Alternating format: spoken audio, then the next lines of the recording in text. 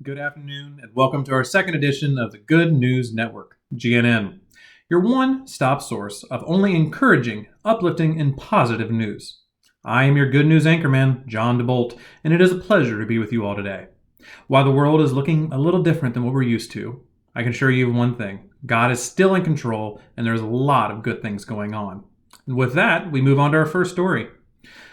Even though there have been some strict quarantines put in place, people have still found ways and creative ways to show love to one another. Here's an anonymously submitted photo of a smiley balloon and donuts that were dropped off at a couple people's houses within our church. Do you guys like how I motion for pictures? There you go. With that story, I encourage you to find new and creative ways to show love and compassion to one another. And then, after you do so, submit the stories to me with pictures or videos or just a text. We'd love to add you to our next episode. Each week, I try to reach out to our church community for updates and praises to see how people are doing. This week, I received an amazing story from our own Arlette Maxon. Sadly, recently, Arlette's father has passed away. Yet in the midst of heartache, God has a way of shining his never-ending love even stronger. Arlette writes, I am blessed with such a wonderful church family, and I have felt the prayers and love.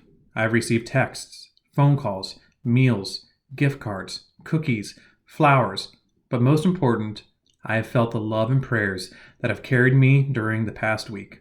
So thankful to be a part of the Kenwood Bible Methodist Church. Thank you for submitting that, Arlette. Our church wouldn't be the same without you and Tim, and we appreciate you both. And it seems pretty quick, but we're on to our last segment of the day. We at GNN have a very special guest joining us all the way from McDonald, Pennsylvania for our first interview on GNN. Well, hello, Joey. Good to see you, man. How are you? Doing great. Good. For those of you who do not know, this is my very good friend and man I consider a brother, Pastor Joey Ratcliff. Together almost 9 years ago, he and I started the Impact Youth Group at Kenwood, and today he's a lead pastor at McDonald Bible Methodist Church in Pennsylvania. How are things going? You doing well up there? Yeah, things are going great. I miss seeing my people, but we do get to see them every once in a while online, so that kind of fills that niche a little bit. Yeah.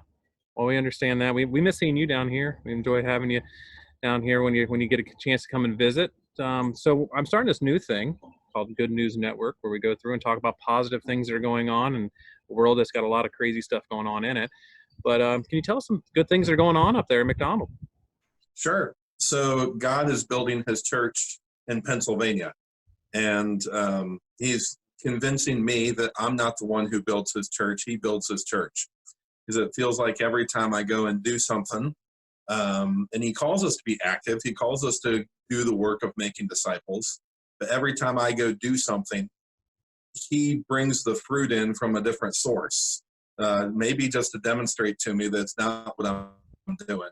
And so God's doing some cool things in the church. A family that's been here for about 6 months, hadn't been going to church before that, and she's allowed us to start discipling her. And so Andrea and I met with her for the first time, and broken marriage, broken family, some big things to overcome. But she's allowing us to work with her and to disciple her, and that's a huge answer to prayer, something we've wanted to be able to help her with for a long time. Fantastic.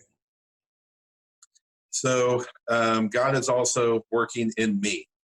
So I confessed to the church a few weeks ago that my approach to ministry has had me going out and doing what I do and preparing what I prepare, and then asking God to bless what I'm going to do. And he is challenging me to not just talk about seeking his face, but to really seek his face and to find his direction. And through that, God's blessing our ministry. He's reviving our prayer life as a church. And we've started our online prayer meetings. Last week we had 14 people, and I'd love a lot more than that. But most of the people in my church don't even have Facebook. We are not a technologically savvy church.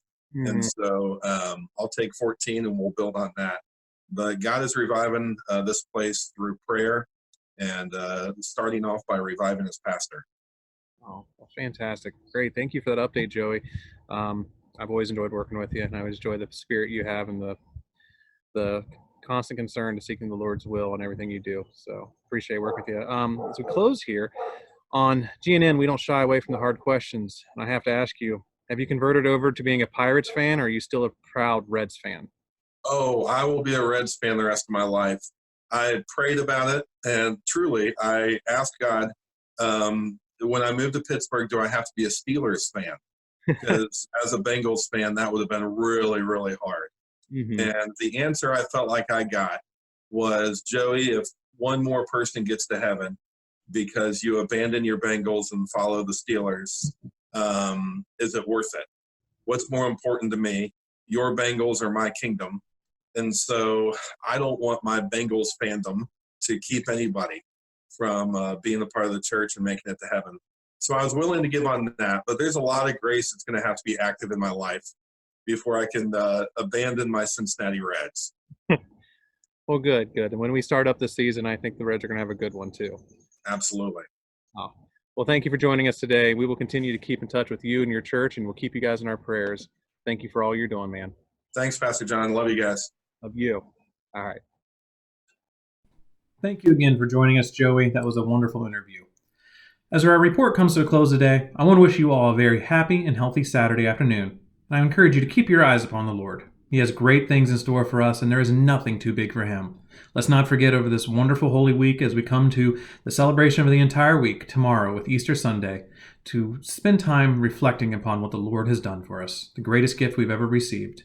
It is our salvation and a relationship with him. I encourage you tomorrow morning to join in as the church will be posting our Easter service at 8 a.m. and then it will be joining at 6 p.m. for a communion service with Dr. Avery as well as the Collingsworth family. I hope you all have a great day and we'll talk to you soon. For the Good News Network, this is John DeBolt. Stay encouraged, Cincinnati.